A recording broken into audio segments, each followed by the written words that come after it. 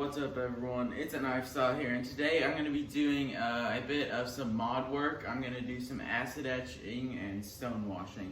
And so I'm going to be doing the mod work on my Spyderco Pair 3, but right now I've never done this before, so I'm going to be practicing with my CRKT. It's a $20 knife and I really don't even care about it, and so I figured that I'd practice with that first. So this is not going to be really much of a tutorial at all. I'm going to just be basically walking you guys through the process of it. I did use the Blade HQ video, the how-to knife video with this, and so if you actually want to do this and you want a really good and professional tutorial, that will be linked in the description if you guys want to go watch that. This won't be as professional, it'll just be my style, but anyway, I'm going to practice on my CRKT and then I'll switch over to my Pair 3 lightweight. So what you need a form of nail polish, preferably a bright color, because if you have like clear, it won't show up. I have a jar of water for rinsing. I have a plastic jar, just a small plastic jar that has a sealable container on the top, and this will work good for, this is what you actually put your etching solution in. And so the reason you want it to be able to seal is because that solution will last for a long time, and if you have a metal one, it will eat away at the metal. This container is not really important until I do the stone washing, and so I'll talk about that later. But my etching solution is this ferric chloride acid. I got this on Amazon for like about 20 bucks. It was with Prime or whatever, so it is pretty cheap. It's the cheapest place I could find it. Tried eBay, tried other places, but yeah, Amazon was the best, and so that's really the most expensive part. Hopefully you can find things around the house like nail polish. But anyway, I also have some string tied to a pencil. The pencil doesn't really matter all that much. It just needs to sit on top of your cup, and basically you tie the string to your pencil and then to your knife, and that way your knife soaks into your cup. So I'm gonna do my CRKT and then I will get back with that. Oh, sorry, I forgot to mention this is acetone or nail polish remover. Basically, you clean off your knife with that, and then you'll eventually remove the nail polish off with that in the end. So I just finished up with the peat acid etch stone wash, and here is how it looks. I think that it looks pretty nice. Things I'd probably do next time. First, I would learn, and I would tie a shorter string from my pencil to the knife, because this knife, the tip of the knife was probably sitting in that acid etch. But also I would put on this fingernail polish a little bit darker, because it looks to be some chips in the areas where the rocks from tumbling it knocked it off.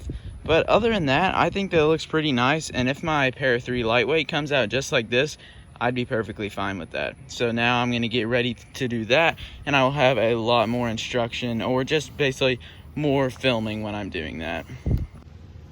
Alright, so now I'm starting on the Pair 3 lightweight. So if you guys don't know, if you guys haven't seen any of my old videos, the reason that I'm doing this, don't know if it'll pick it up, is because I used to be a very big noob at freehand sharpening, and I scraped the entire knife along that, so I figured why not put tons of scratches all on it. But anyway, so now I'm going to clean the blade off with this, with the paper towel.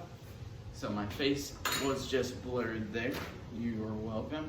But anyway, so I got this, and then I basically just fold the paper towel. I don't really know why I'm talking you guys through this, but I'll put it on there.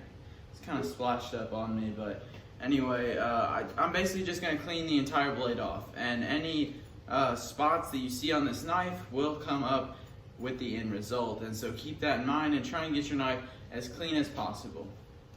And wearing gloves will also help that, so I forgot to mention to wear personal protective equipment and all that jazz. Basically,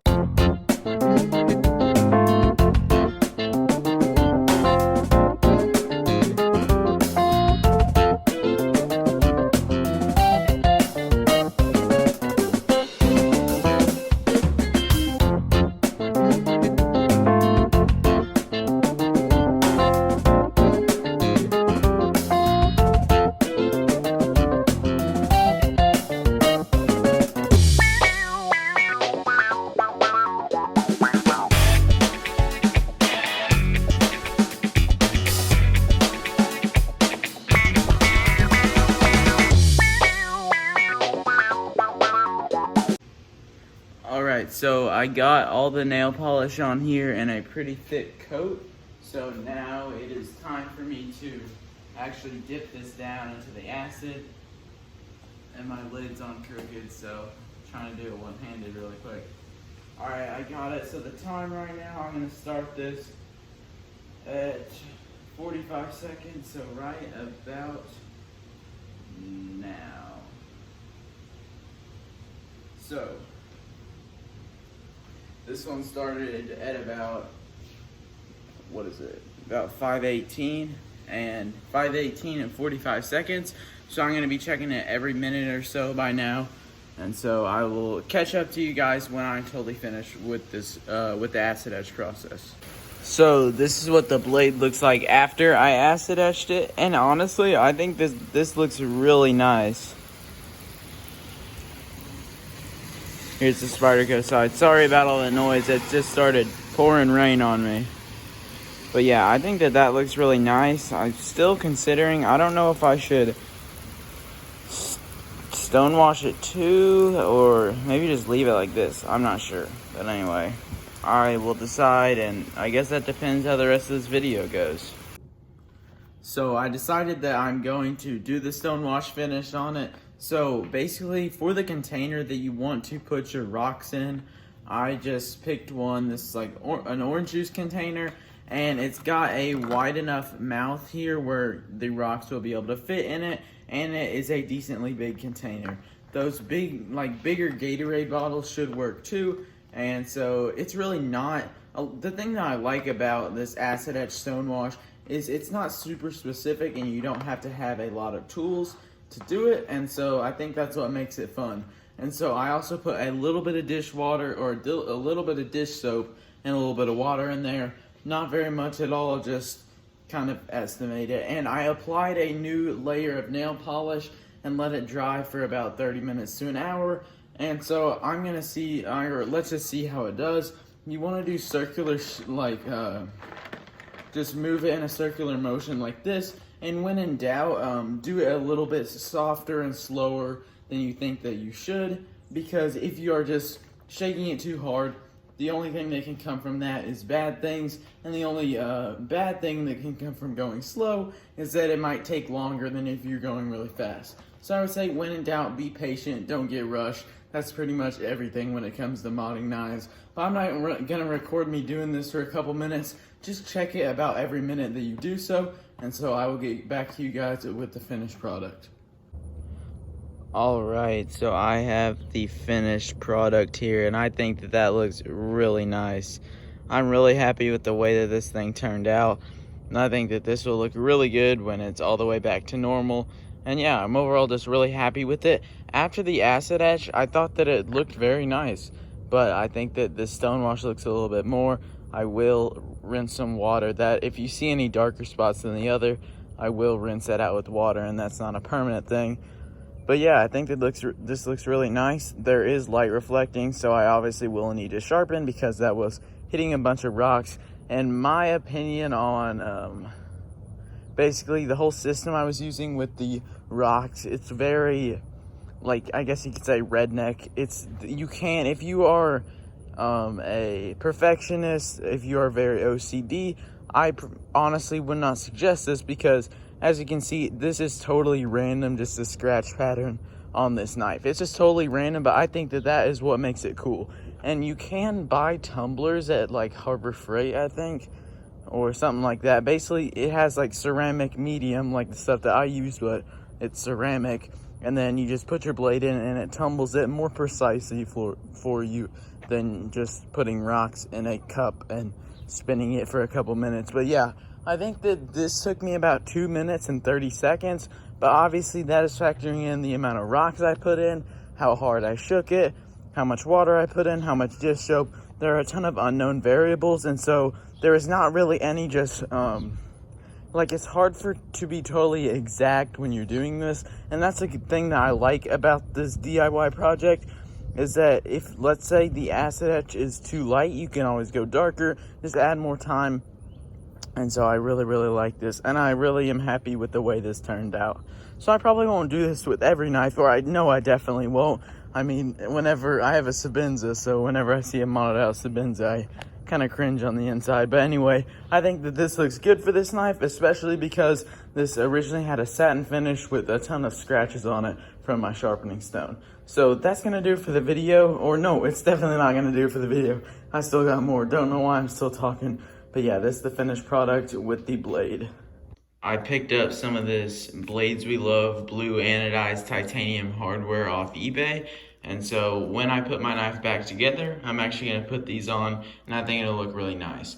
One thing I'm also doing is I'm sanding down the inside of my liners with a ceramic rod. And I'm not using sandpaper because I figured that sandpaper would kind of deform the way that the liners look. And I'm definitely not using a Dremel tool because I would not want the injection molded plastic basically to melt on me. So I think if you have a ceramic rod, that's the way to go because the inside liners on the Para 3 Lightweight are a little bit rough on them. So I will show you the finished knife once I'm done putting on this hardware.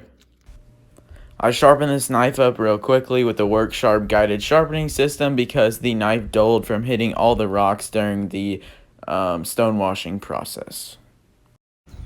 So now I got the knife completely finished up. I put a pretty good edge on that. It's probably one of my best edges I've ever done on a knife, but that's the cool thing I like about sharpening. I feel like every couple of sharpenings I get better than I was before, but this hardware looks really nice. There is no hardware for the lanyard barrel, or no, not lanyard barrel, pocket clip barrel, I guess you could say.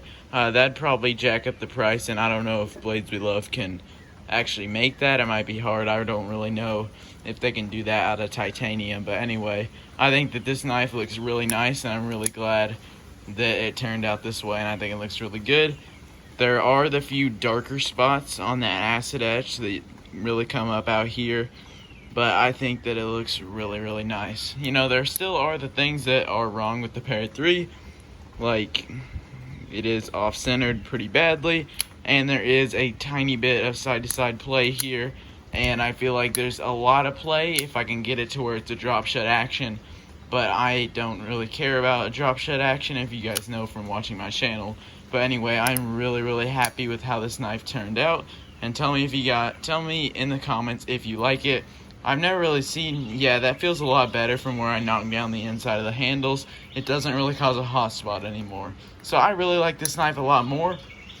My overall conclusions from this acid etch, sorry that there's a lot of noise out here right now. I wanted to get good lighting, but it's kind of storming. But anyway, what I like about the acid etch is that it honestly just looks super cool. Oh man, it's pouring out of here.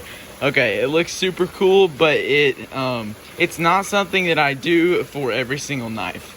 That's just, it looks really good on one knife, but I feel like it'd be a little overboard if I did it on everything. So that's gonna do it for the video. I'm gonna go inside soon and try and get out in the rain. I mean, I'm in my porch, but anyway, thank you guys for watching this. I hope you like how this turned out. I know for sure I really did, but thanks for watching. Don't forget to like and subscribe. We are almost at that 500 subscriber mark, and I'll see you guys in the next one.